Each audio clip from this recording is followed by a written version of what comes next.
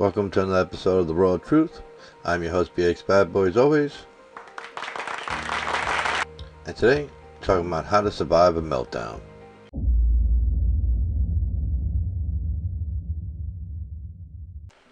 So let me give you a brief history.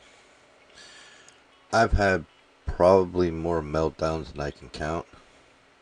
And what I mean by meltdown, literally nervous breakdowns. And I fortunately survived each one with most of my sanity intact. But I'll give you a brief history so you see where I come from. When I was a kid, I had a tendency to play with fire. My father introduced it to me and made me fall in love with it, and then denied it to me. Didn't want to teach me anything about it. He just showed me its power and said, don't touch. So I experimented with fire on my own. Now that was seen as a danger, and the only way they felt to deal with it was to lock me up. Now I was only 5, 6, I think it started when I was 4, and they finally had enough by 5. Anyway, so they put me in the children's mental hospital twice. Same reason. Instead of trying to coast me through it. So I started off as a real problem in my life. I was an outcast, for lack of a better term. I was put into the system because they didn't know how to deal with me, so the way they chose to deal with me was put me through the system. Special schools, special programs, for troubled children. And I've been through a shitload more since then. And I couldn't take it anymore, so I shut down. I hated everything and everyone, and I was one of the meanest motherfuckers you'll ever meet. And I was still only a child. I threw desks at teachers, chased them down the hallway with chairs. I scared adults, and I'm partly proud of it, because I was a kid scaring an adult, but also ashamed of it because I was a kid and couldn't even be a kid. Was it my fault? Somewhere in my head it was. For the most part, I disagree. I wasn't even in double digits yet. So, the more they did things to me in the sense of locking me up, putting me through programs, the worse I got. Not the better. These programs aren't there to help. They're there to detain. Kind of like the prison system. Everybody thinks the prison system's there to help the prisoners become model citizens. It's not.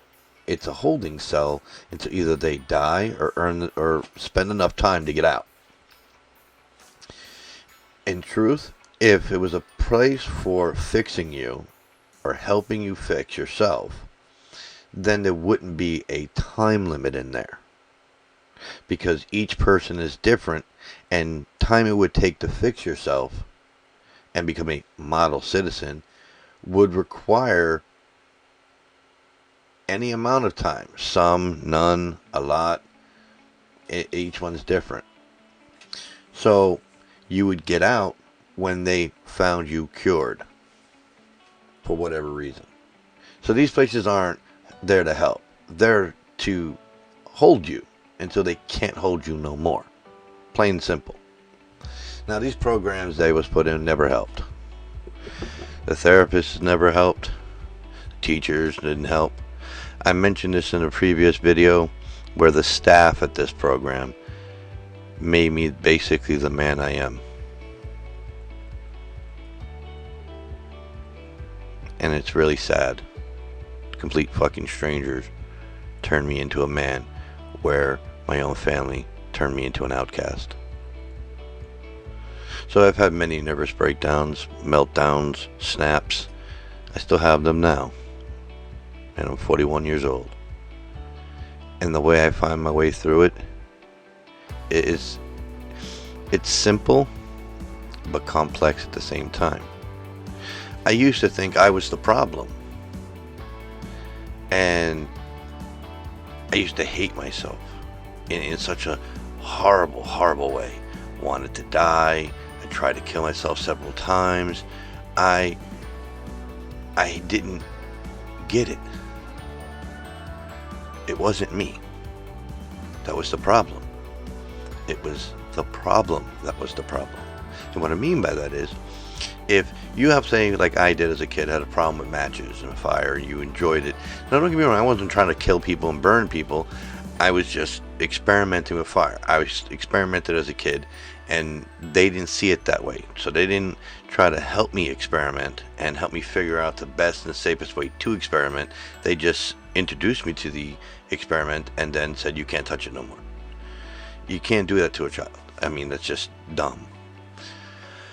Anyway, so I realized I wasn't the problem.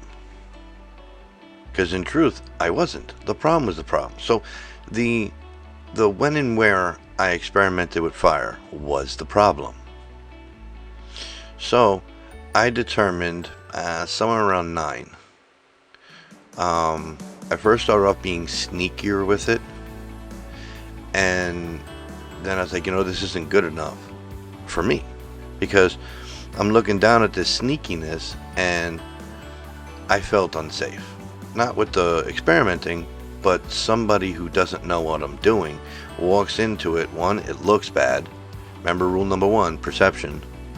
And 2, I could hurt them. And they're not my fault. I have the experiment under control because I'm the one experimenting. But someone walks into an experiment, that's why the doors are usually sealed in places that experiment. I mean, some of it is to hide what they're doing. Others is to protect everyone else from the experiment. So someone else walking into my experiment could potentially get them hurt. So I said, you know what? I need to figure out how to do this experimenting in a safer way where even if somebody walked in, no one would go, oh my God, I'm on fire. Oh my God, I'm dead. Or oh my God, what's going on here? So instead of just experimenting with little piles of fire, I found an enclosure, like, a garbage can made of metal. Not one of the ones with holes in it, but it was a solid, like a drum for oil. So I'd do my experimenting in there. And I wouldn't need to make it that big. I would just experiment little things, watch the fire so I can either control it and or understand it. So that worked for me. Now, a lot of us have nervous breakdowns. And I mean, don't get me wrong, that wasn't my only nervous breakdown, only thing to do it. Broken heart is my number 1 nervous breakdown. And I'm sure I'm not the only. And the way I found to deal with that, it took some time. A long time. But the truth is, again, I'm not the problem. Now, have I been the perfect person in the world? If you watch any of my videos, you know that ain't true. By the way, please subscribe. I could use the help.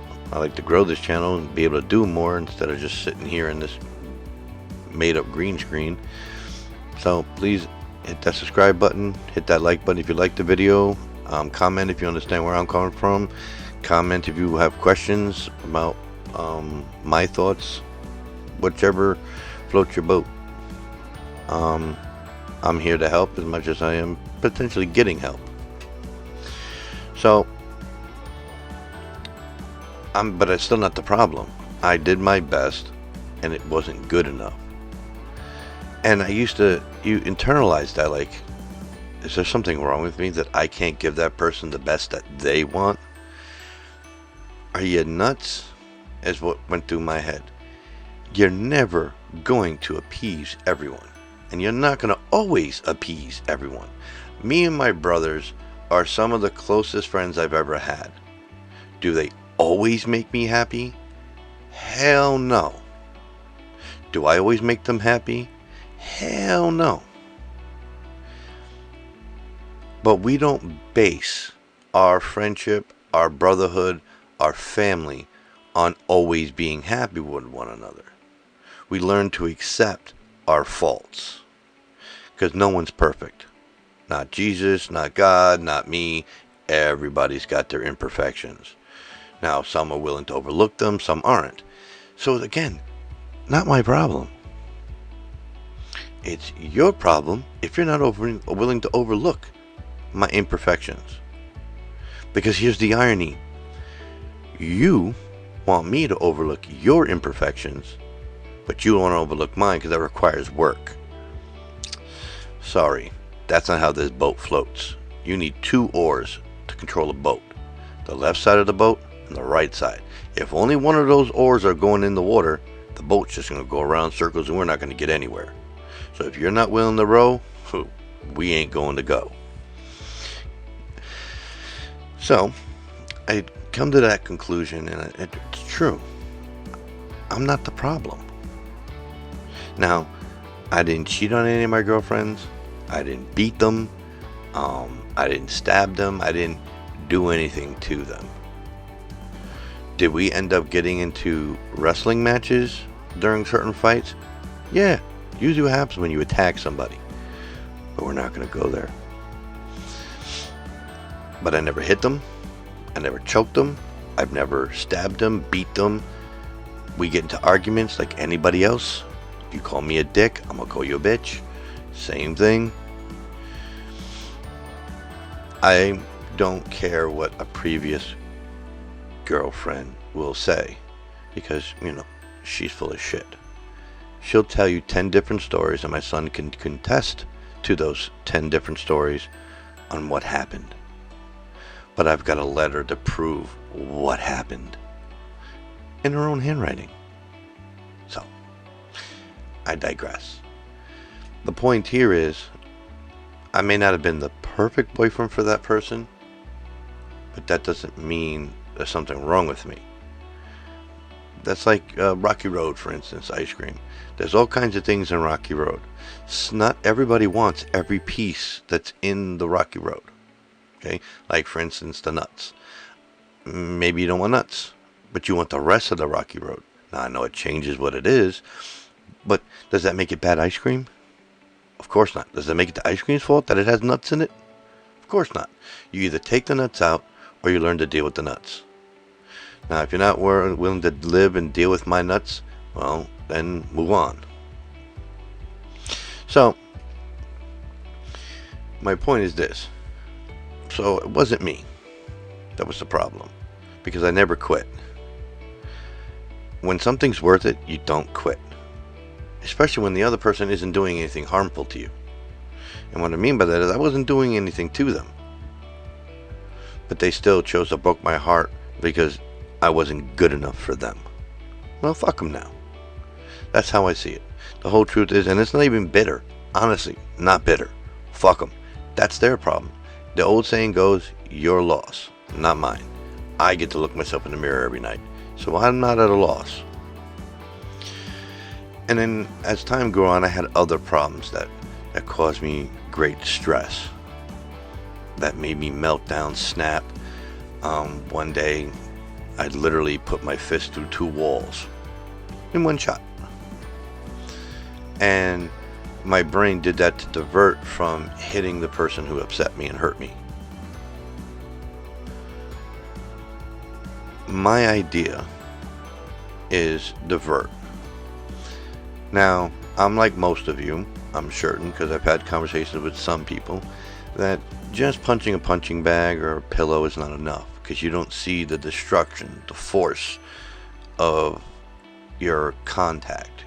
Oof, oof, from a pillow isn't going to help, because you feel destroyed.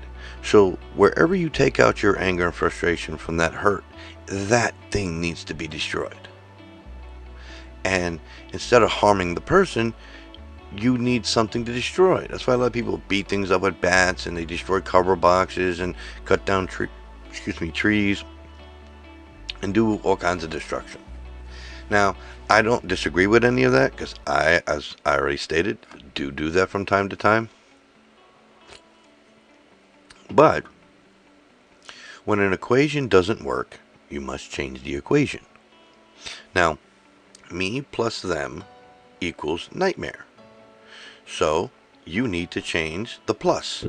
Me minus them equals pleasure or happiness. So I stopped hating myself because I wasn't the one causing me pain.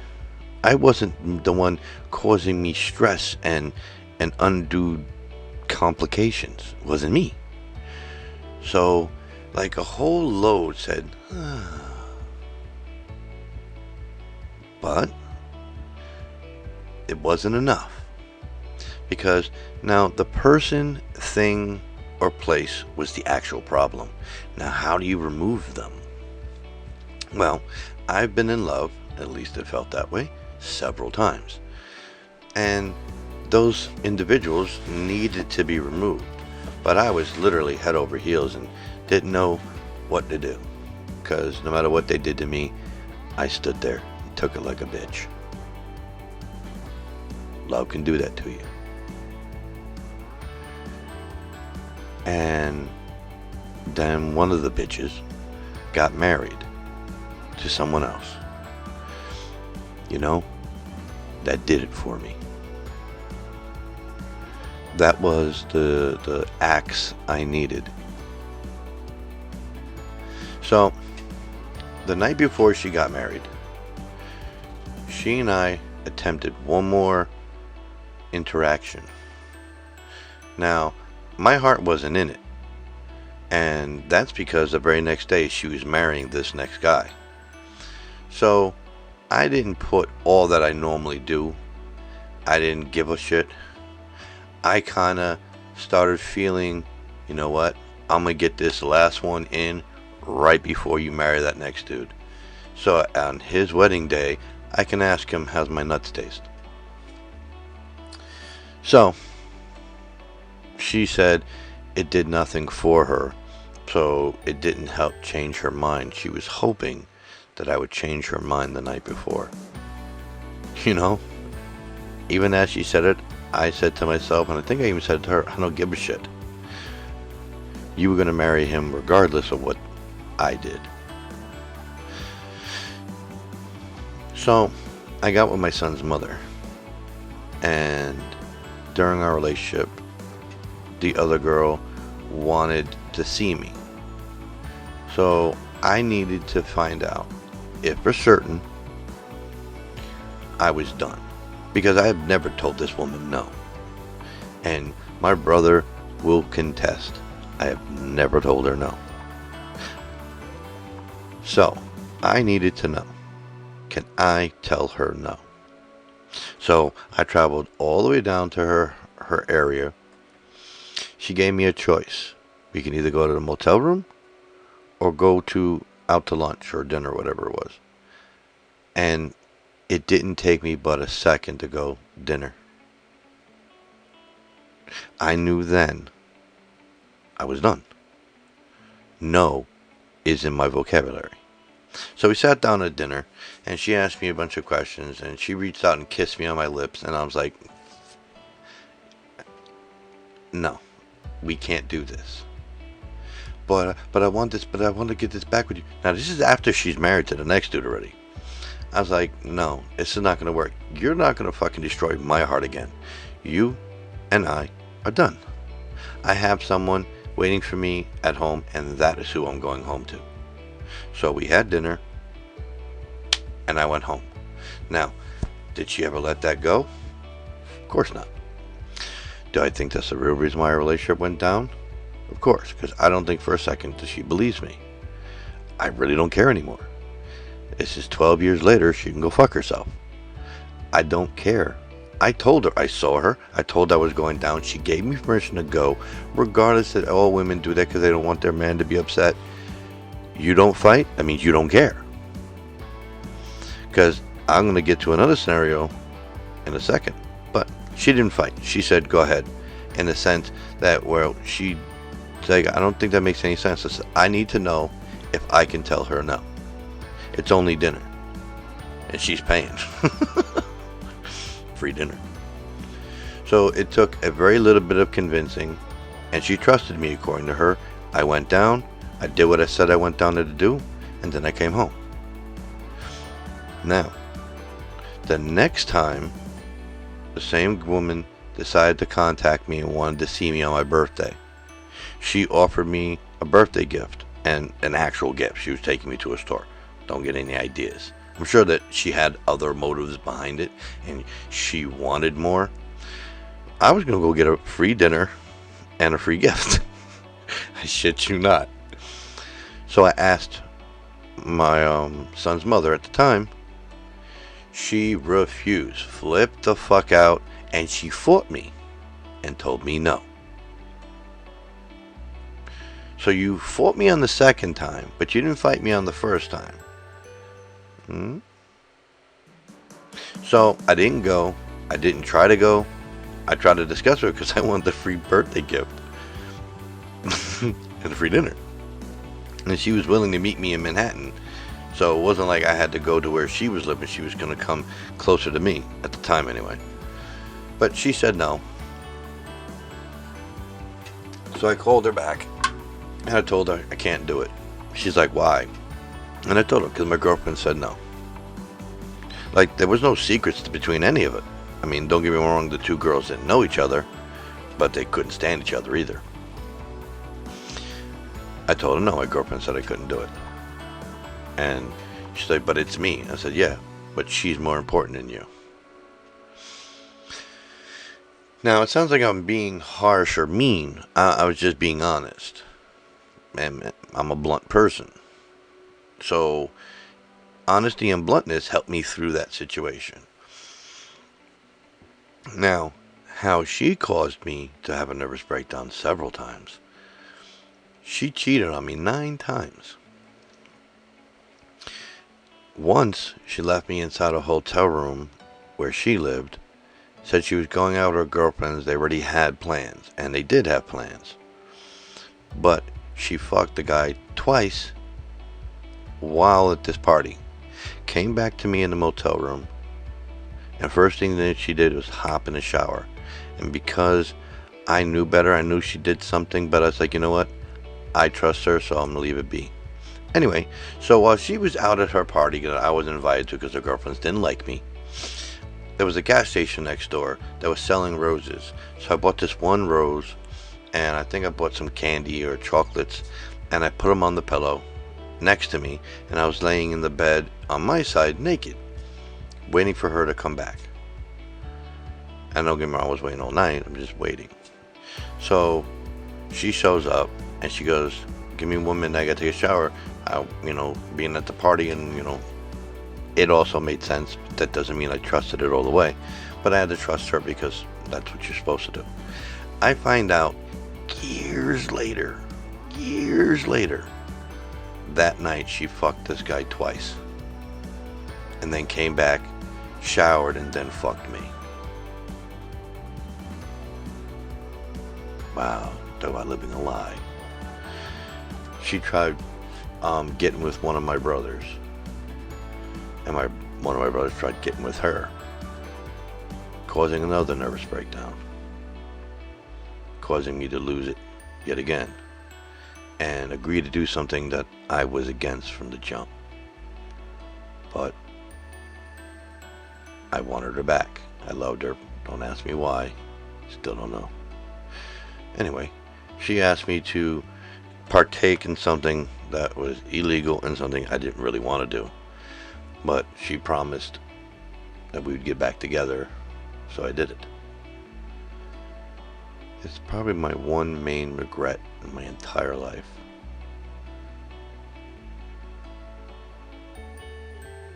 But so, long story shortened, there's a lot of other things that caused nervous breakdowns and made me snap like a twig. But the way I survived these meltdowns is sheer will. In the sense that I was like, I will. Fuck you. Plain and simple. It's a joke I make all the time. It was either a shirt or a meme back before memes were the thing. It was a medication advertisement. Pill on the bottom, or the traditional medication font and what have you. But above it said F-U-K-T-O-L.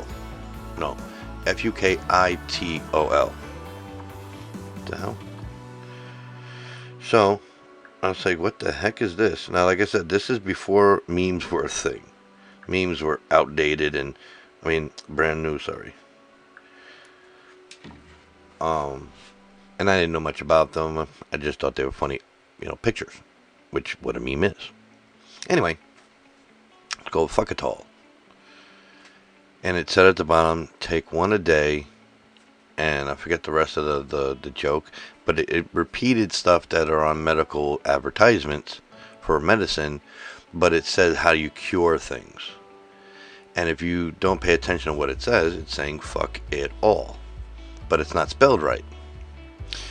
So that sentence stuck with me. Or that medication meme stuck with me. So I started saying fuck it. When I look myself in the mirror, only I have to be happy with what I see. When I look in the mirror, I'm the only one that's going to be going, you know what? I did the right thing. That's it. You don't have to look me in the face and go, you know what? I can sleep with him and spend the rest of my life with him. I don't give a fuck. Because I look in the mirror, I'm happy sleeping with me. I'm a sexy beast. I am happy with who I am. I'm not happy with my life, but I am definitely happy with who I am. Because you know what? My son has been raised by his mother and me. And you're more than welcome to ask him any day you want what he thinks of his mother and what he thinks of me. Whether he trusts me or whether he doesn't trust me. Whether he likes me or doesn't like me. Whether he feels in his heart the person he wants to grow up to be is me. Now, I'm going to tell you something. I don't buy my son shit and get his attention. I don't bribe him for his love. As a matter of fact, there's more reason for this child not to love me than to ever love me. In the sense that I give him beatings all the time. And what I mean by that is, me and him go at it on a regular basis. Like, we'll say a big brother and a little brother. Because he doesn't have one. He's a single child. So, I'm always fucking him up. And I'm always picking on him in such a way that gets him used to it. Yes, I don't give a fuck it's mean. I'd rather be the one to be mean to him and make him get understanding of how to handle it than somebody else. If you don't like that, your problem. Put it in the comments or kick rocks. I don't give a shit. My son is tougher, smarter than anyone else, primarily because I made him that way. And if you don't like that, well, good thing he's not your kid. Because he'd probably be a bitch in the corner. Oh, don't beat me. My son will take on a bully. My son was willing to take on a 20-year-old man. And he's only 11 years old. And I'm not talking about he's just being snappy in a corner like a spoiled little bitch. I'm talking about a 20-year-old confronted him in such a way that my son turned around and damn near dared him to hit him. And was willing to fight back. Yeah, it was at the moment. When the moment was over, was he scared? Fuck yeah. Who wouldn't be an 11-year-old versus a 20-year-old? But he was more afraid that they didn't love him anymore. They didn't like him. He wasn't afraid to fight.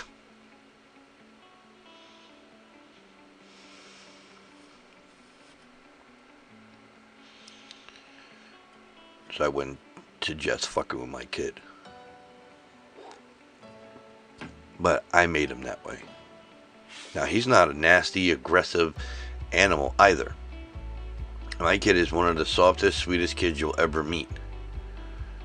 But you get on his bad side, he won't care how big you are. He will take you on, whether he wins or loses. That takes balls, strength, and endurance. Because I know a lot of people, even my size, that are afraid to fight, period, let alone somebody bigger than them. And if you don't like that, I don't care.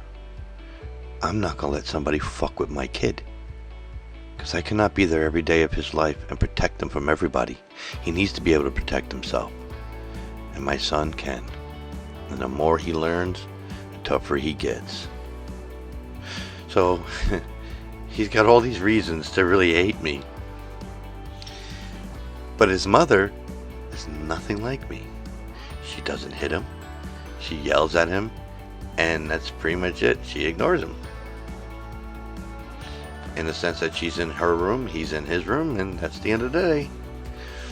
And then she bitches, I want more time with him. Well, bitch, spend the time you got with him and stop fucking spending with your room. There'd be times I was supposed to do this cast and didn't do it because my son was here. And I spent it with him. And then when he went to sleep, I busted my ass to put it out at 2, 3 o'clock in the morning. Like right now, it's 5:08 a.m. Eastern time. And I'm up. Now, I'm not up because my son is here. I'm up because my father's back in the hospital. His blood sugar went up to 543 yesterday, and they want to keep him for at least a day. Maybe more. Don't know. I just had him home for a week, and I had to send him back in. Anyway, so the point here is, I have to face the meltdown, in the sense is what made me melt down. Wasn't me. So I need to remove from the equation the thing that made me melt down. Now, in most circumstances, is somebody. So they need to be eliminated. Plain and simple. Now, for obvious reasons, that statement is loaded. Eliminate means taken out of your life or taken off the face of the earth. Now, obviously, one of those things can be done, the other one can't. But if you fantasize, and what I mean by fantasize, and believe me, to me it's a fantasize. I've plotted. Oh, have I plotted? But those plots and those reenactments in my mind helped me. Because I felt I was successful. So that part of my emotions, the part that twisted my pickle, was gone. It was a trick I taught my son. He was having nightmares, and a lot of them was his own doing. There's a stupid character named Bendy, Five Nights at Freddy, and some other fucking crazy shit, Siren Head. So, and there's something he saw on the internet was a zombie Sonic, his face all ripped off. So these things scared the piss out of him, and he couldn't sleep for days, weeks. Kept going and going and going, no matter what was told to him, no matter what was going on. And I didn't originally deal with it correctly, at least in my opinion. I accepted it like, dude, come on, get over this shit already. It's stupid. It's a cartoon. I know, Daddy, but when I go to sleep, it's like, ugh. And I said, you know what? After a couple of days of his first super nightmare, and me not really dismissing it, and if you think I've been dismissing it by those, maybe I was slightly, in the sense that I was like walk it off type shit, but I didn't say that he wasn't really going through the nightmare, but there was a better way to get through it. Anyway, I sat back for about 5 minutes, and I was like, how can I help him through this? And what I came up with is, dude, you control your imagination, yes? He's like, of course. So you're the one imagining the scary thing, yes? And he's like, yeah. I was like, you know you can change what you imagine, right? He's like, and I'm not even kidding with the facial expressions and the sitting back part. It's what he actually did. Yeah. I said, well, in that fantasy or in that imagination, you can beat the fuck out of them and kill them and keep them dead, because it's your imagination. The cartoon, the game, will not change your imagination. It's your imagination, kid. So he took on Five Nights with Freddy first. Or was it Bendy? Excuse me. Bendy. Now, if you know what Bendy and the Ink Machine, it's a character made of ink and a demon type thing. Anyway, so he beat the living fuck out of this thing, and he killed it for a week straight. And on the third day of killing it, he said, you know what? He asked me, Daddy, can I make him my friend? I'm like, it's your imagination, kiddo. You can do whatever you want. So he beat the fuck out of him on the third day, the fourth day. By the fifth day, he made him his teammate. And every time he would step out of line, my son would beat the fuck out of him. So then he made him his partner or teammate. And then every other nightmare, him and Bendy would go kill and attack, turn them into their teammates. Then the 3 and 4 and 5. He ended up having a baseball team of nightmares that were his partners taking on other nightmares. And for the most part, he really hasn't had a nightmare since. I mean, he has those momentary instances, like Siren Head was his most recent about a year ago. Maybe a little bit less. Don't quote me on that. But Siren Head, he was so afraid of it. So afraid of it. He didn't want to see it. He didn't want to hear it. He didn't want to hear a siren, let alone Siren Head. I was like, dude, you got to remember, do the same thing. So he did the same thing, and he beat him. He's like, but Daddy, he came back after I beat him. I was like, you got to keep kicking his ass until he comes on your team. He's like, that's not working anymore, Daddy. So I showed him a picture of Siren Head doing the Macarena. They did a meme of him doing the Macarena. So my son laughed his ass off, and he ended up putting him on his team. And then he would continue to build the team to take on nightmares. So he was no longer afraid of them. They no longer affected him. And eventually, all his nightmares, even if they weren't on his team anymore, he was no longer afraid of them. The same idea of a person that needs to be removed from the equation. If you fantasize or imagine kicking their ass and even murdering them, it will help you murder the pain they're causing you without actually having to murder them, without actually having to interact with them in any way, shape, or form. But that works with everything. It's not easy. It's not 1, 2, 3. Sometimes you gotta do a few killings, a few beatings, but it works. It worked for me. Because if you remember in the previous video, I used to flip out with his mother all the time, and me and his mother go at it. Doom, doom, doom, doom. There was nothing she could say that I wouldn't flip out about. Nothing I would say she wouldn't flip. No matter what it was, we'd always go at it, and she would spend more time in my head than my own skin. And then I took my fuck it off, and I spent the last, I don't know, 7 years, 8, maybe 9 years, plotting different things, running through different scenarios all these years. Whenever she'd make me upset, I would imagine something, whatever it was. Sometimes it wasn't even me harming her, it was just something happening to her. And one of the things in my scenario that works perfectly, and that makes it so I don't really have to do a fucking thing besides relish in it. And I try not to, because it's negativity I don't need. I know that's all I just said, but I tell my son, you can't wish harm on someone else. Like, actually wish it. In my imagination, I wasn't wishing harm onto her. Like, say in one dream I threw her off a cliff. I wasn't wishing she got thrown off a cliff. That part of anger that she got me to get to, I threw off a cliff, but it had her image on it. If that makes any sense? You know how they say, imagine someone you hate is the ball, or the wrestler, or the person you're boxing. Imagine it's somebody you hate, even though the person you're looking at you don't have any problems with. Imagine it is somebody you have a problem with. Same idea. So the more I would throw her off a cliff in my head, the more those moments wouldn't upset me.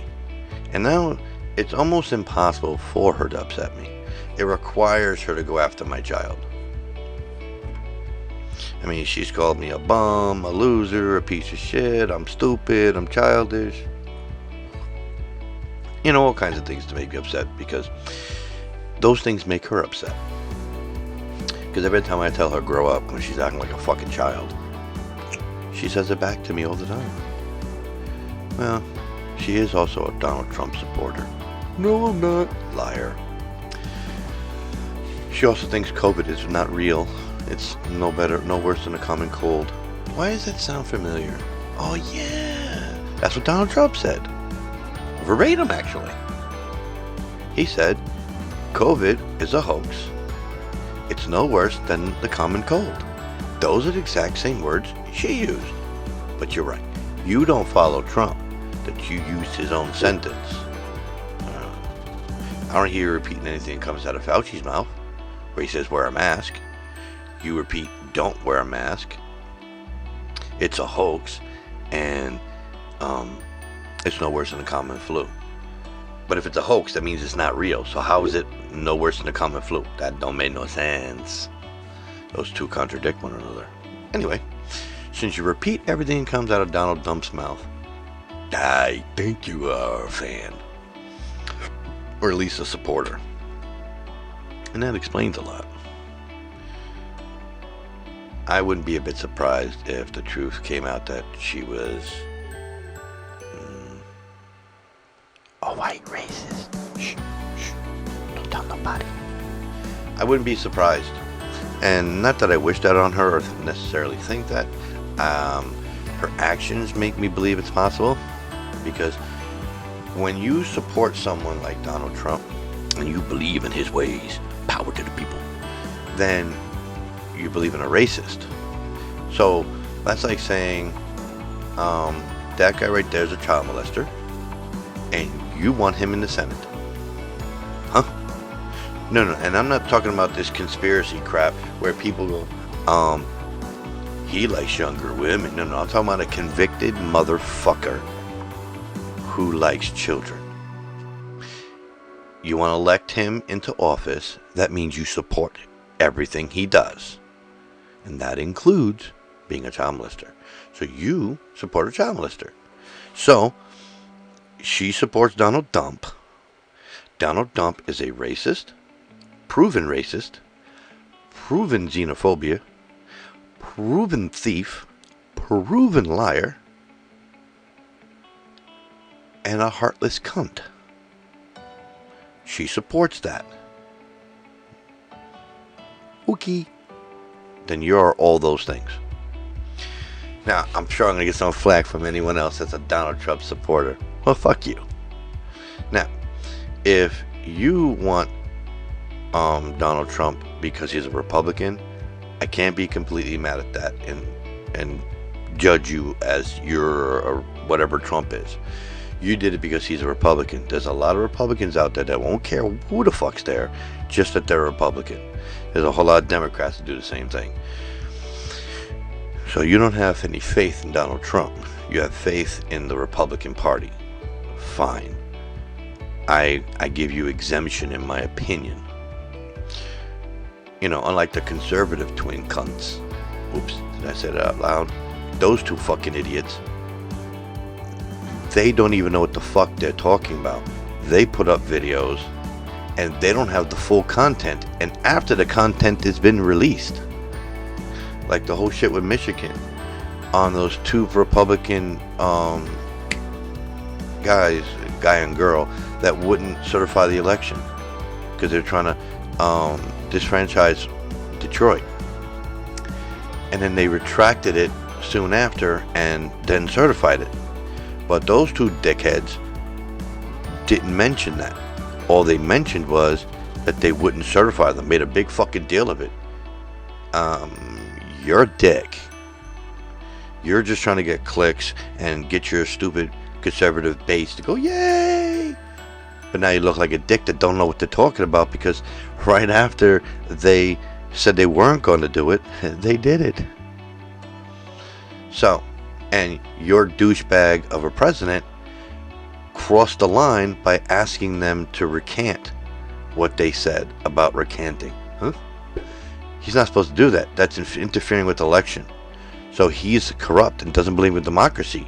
Because if you follow him, you don't believe in democracy either. You believe in power. And if you believe in power, well, this is what I gotta say to you. But also, remember, at the end of the day, this is coming to you. And when it hits, it will not tickle. So, if I was you, I wouldn't fuck around with this at all. So on that note, peace.